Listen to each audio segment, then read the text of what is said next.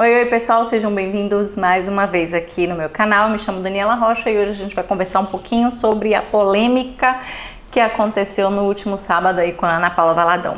Aliás, parece que o mundo gospel só tem aparecido assim nos holofotes das redes sociais quando se trata de polêmica, né? Vamos conversar um pouquinho sobre isso?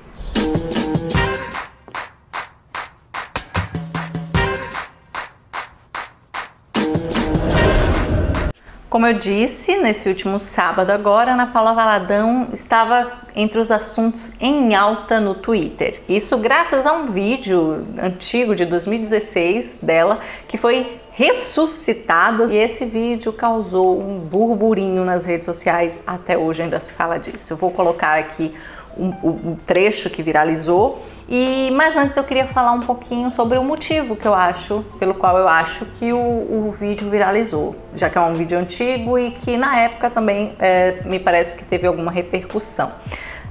Essa semana o irmão da Ana Paula Valadão, o André Valadão, ele foi perguntado naquelas caixinhas dos stories por uma de suas seguidoras como ela deveria agir com um casal, aparentemente um casal gay da igreja dela, dois rapazes que estavam namorando. E deveria expulsá-los? O que fazer? Então ele respondeu basicamente que a igreja não seria o lugar ideal para um casal gay ou para qualquer gay, né? Já que ele disse que os gays deveriam ir para uma boate gay ou qualquer outro lugar onde eles fossem melhor aceitos. Depois dessa fala polêmica do André Valadão, as pessoas ressuscitaram esse tal vídeo da Ana Paula Valadão, bem antigo, né? Primeiramente eu gostaria de responder aquele comentário do André Valadão, quando ele diz que a igreja não é lugar para os gays. Eu me pergunto onde seria esse lugar, já que a igreja, a gente costuma fazer uma alusão de que seria um hospital, lugar para pessoas doentes e não perfeitas e saudáveis. Se os gays não podem ir à igreja buscar a Cristo, eu me pergunto onde então eles deveriam ir, né, para serem curados de suas dores, de seus pecados. Igualmente vamos todos nós para a igreja, né, com esse objetivo. Eu não sei muito bem como a repercussão em relação a isso se deu ao André e como ele reagiu, se ele reagiu e tal, mas eu sei que logo depois, né, surgiu esse vídeo que repercutiu muito mais, o da Ana Paula Valadão, falando aí em 2016 que a homossexualidade não é algo natural, não é normal. Em um dado momento ela fala ali um pouco sobre a crença, como a Bíblia retrata a questão da sexualidade, e do nada ela me vem com um comentário que é uma total ignorância, né, acerca do HIV, acerca da AIDS. Eu vou colocar o trecho aqui do vídeo para vocês verem e depois a gente comenta sobre isso. Estão achando que isso é normal, gente, isso não é normal. Deus criou o homem e a mulher. E é assim que nós cremos. Esse é o padrão de Deus. A qualquer outra opção sexual é uma escolha do livre-arbítrio do ser humano. E qualquer escolha leva consequências. E a Bíblia chama qualquer escolha contrária ao que Deus determinou como ideal, como Ele nos criou para ser, chama de pecado. E o pecado tem uma consequência, que é a morte. Inclusive, tudo que é distorcido traz consequência naturalmente. Nem é Deus trazendo uma praga, um juízo, não. Tá aí a AIDS para mostrar que a união sexual entre dois homens causa uma enfermidade que leva à morte, contamina as mulheres, enfim, não é o ideal de Deus. Sabe qual é o sexo seguro? Que não transmite doença nenhuma. O sexo seguro se chama aliança do casamento. Glória ao Senhor. Antes de mais nada, eu quero dizer, né, a Bíblia, ela fala sobre a homossexualidade. Ela fala sobre isso tanto no Velho Testamento quanto no Novo Testamento, né? Existem ali detalhes específicos. Mas a Bíblia, ela não se debruça em relação ao assunto. E eu acho que da mesma forma que a Bíblia, ela não se debruça sobre esse assunto, nós como cristãos não deveríamos também gastar o nosso tempo, que poderíamos estar falando de inúmeras coisas e fazendo inúmeras coisas na prática. A gente não deveria se deter a isso, sabe? Eu acho que a gente deveria respeitar as pessoas que são diferentes daquilo que a gente acredita. A nossa crença, ela é nossa e não dos outros, e essas pessoas, elas não precisam estar ouvindo da nossa parte condenação. É muito claro, principalmente no Novo Testamento, quando fala da questão da homossexualidade, que ali na lista de Paulo é elencado diversos outros pecados.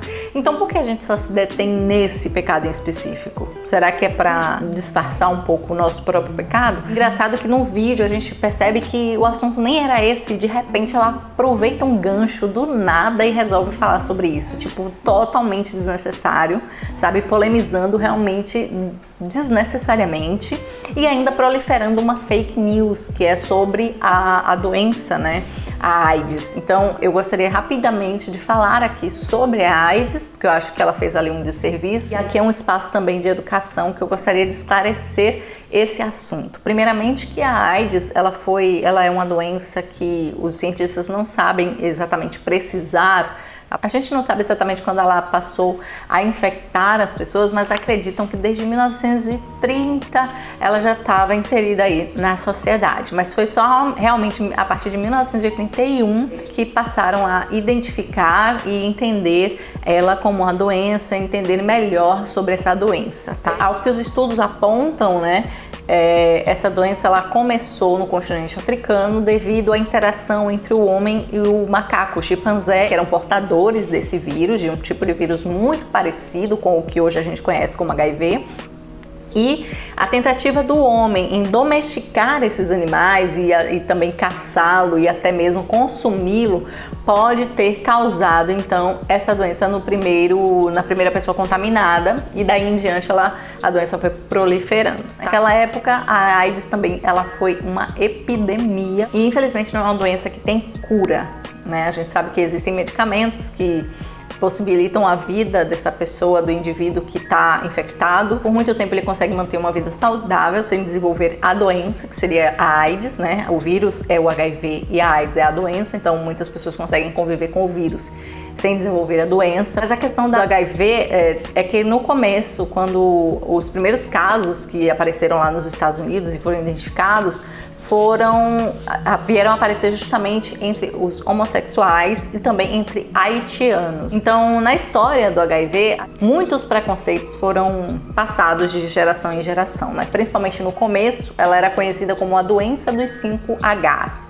Então, o primeiro H era de homossexuais, haitianos, hemofílicos, heroinômanos, pessoas que utilizam drogas injetáveis e compartilháveis, e também hookers, que seria aí uma sigla em inglês para prostitutas, né? Então, como a gente pode ver, diferente do que a Ana Paula disse, né, que a AIDS teria sido uma doença que foi desenvolvida para castigar os gays, se é que podemos dizer assim, a gente vê que o princípio, o início aí da doença não teve nada a ver com gays, né? E sim com a interação humano-animal.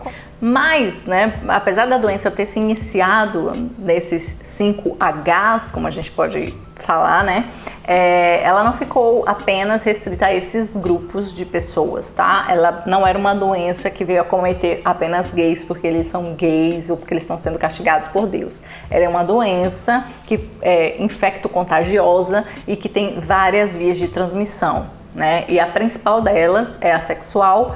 Mas logo no ano seguinte, já em 82, a doença já pôde ser identificada também em casais heterossexuais, tá? Então qualquer pessoa pode pegar HIV. Outra coisa que ela sugere ali em sua fala é que a maior proteção que se pode ter contra a AIDS seria aí a aliança do casamento. Só que os números dizem o contrário. Os números apontam para uma crescente contaminação de pessoas casadas. Por que isso?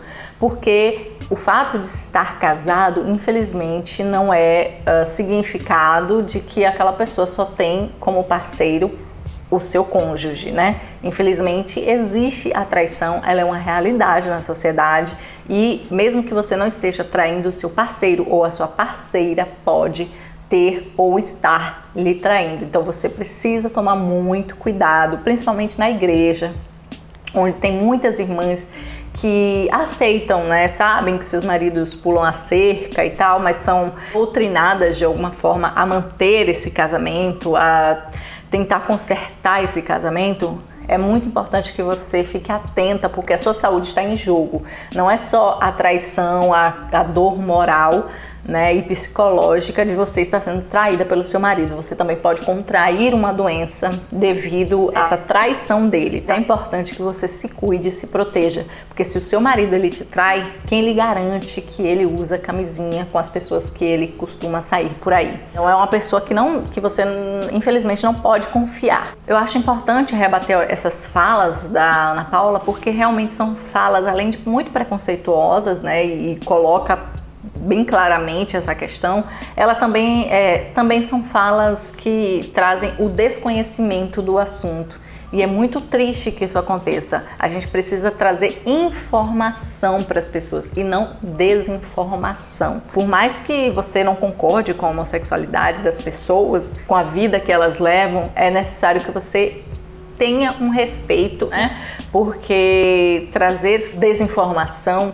sempre tem ônus envolvido, né? Então, quando você fala algo desse tipo, você está realmente colocando pessoas em vulnerabilidade, né? Pessoas que são alvo, pessoas que podem ser potencialmente uma pessoa infectada, você acaba deixando ela vulnerável para a doença, entende? Porque se você diz que a aliança do casamento é suficiente para não ter AIDS, você faz com que pessoas que estão casadas acreditem que elas não têm a possibilidade de pegar AIDS porque elas são casadas e héteros, sendo que na verdade o adultério tá aí, né, gente? E nem sempre o seu marido ele vai ter esse cuidado de te trair com proteção, né? E você não deveria confiar num homem que não lhe respeita, certo? Eu acho que esse era um ponto importante para a igreja falar. Nunca eu ouvi uma pregação na igreja sobre esse assunto, sobre o cuidado que a mulher evangélica ela deve ter, seja com um homem que muitas vezes ela está casada com um homem que não é da igreja, ou até com um homem da igreja também, porque não é porque o homem é da igreja ou a mulher é da igreja que significa que ela não vai lhe trair ou que ele não vai lhe trair, né? Então é importante que esse assunto seja abordado na igreja.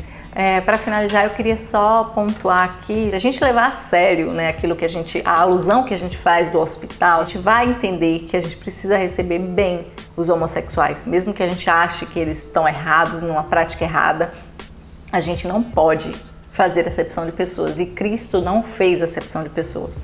Então eu jamais posso chegar aqui e dizer a igreja não é para você, porque a igreja, Cristo morreu por todos, e a Bíblia ela também diz que nenhum sequer é justo e que todos carecem da glória e da graça de Deus. Então se todos nós estamos no mesmo barco, vamos ter mais amor pelas pessoas, vamos agir com mais misericórdia.